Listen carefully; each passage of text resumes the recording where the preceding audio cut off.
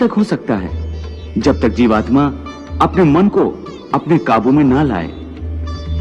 जब तक मन काबू में नहीं आएगा, वो इंद्रियों को उनके विषयों की ओर ही दौड़ाता रहेगा। विषय उनको बुलाते हैं, इंद्रियां उनकी तरफ भागती हैं और मन जीवात्मा की परवाह किए बगैर रथ को उस ओर लिए जाता है। परंतु जब तुम स्वयं मन के अधीन न रहकर मन को अपने अधीन कर लोगे, तो वही मन एक अच्छे सारथी की तरह तुम्हारे शरीर रूपी रथ को सीधे प्रभु के चरणों में ले जाएगा।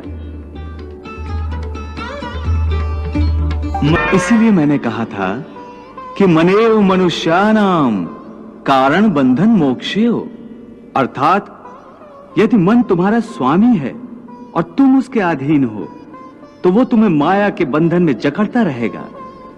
और जब तुम मन पर काबू पालोगे और उसके स्वामी हो जाओगे, तो वही मन तुम्हें मोक्ष के द्वार तक ले जाएगा। हे मधुसूदन, यह कहना तो बहुत आसान है कि तुम मन पर काबू पालो, मन के स्वामी बन जाओ, परंतु यही तो सबसे दुष्कर कार्य है। हे केशव, मन तो वायु की तरह चंचल है। जिस प्रकार बहती हुई हवा पर काबू पाना असंभव है, इसी प्रकार इस चंचल मन को अपने अधीन करना अति दुष्कर काम है। हे अर्जुन, तुम्हारा यह कहना सत्य है कि मन अति चंचल है, उसे अपने वश में करना बहुत मुश्किल है। मुश्किल है जनार्दन, असंभव है। नहीं अर्जुन, मुश्किल अवश्य है, परंतु असंभव नहीं है। तुम्हारा कहना है कि मन को वश में करने का कोई तरीका, कोई साधन भी है? अवश्य है। क्या है वो तरीका? असंशयम महाबाहो मनो दुर्निग्रहं चलम अभ्यासेन तु कौन्ते वैराग्येण च गृह्यते। अर्थात मन को वश में करने के लिए उस पर दो तलवारों से प्रहार करना पड़ता है। एक तलवार अभ्यास की है और दूसरी तलवार है वैराग्य की। अभ्यास और वैराग्य? हां, अभ्यास और वैराग्य। देखो अर्जुन, अभ्यास का अर्थ है निरंतर अभ्यास। मन को एक काम पर लगा दो, वो वहां से भागेगा, उसे पकड़ कर लाओ, वो फिर भागेगा, उसे फिर पकड़ो। ऐसा बार बार करना पड़ेगा।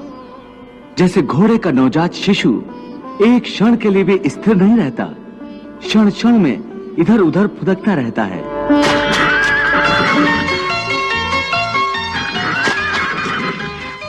उसी प्रकार मन भी क्षण क्षण में इधर उधर फुदकता रहता है।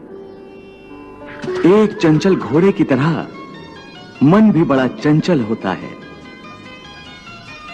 और ऐसे चंचल मन को काबू करना उतना ही कठिन है जैसे किसी मुंहजोर घोड़े को काबू करना। ऐसे घोड़े को काबू करने के लिए सवार जितना जोर लगाता है, घोड़ा उतना ही विरोध करता है और बार बार सवार को ही गिरा देता है।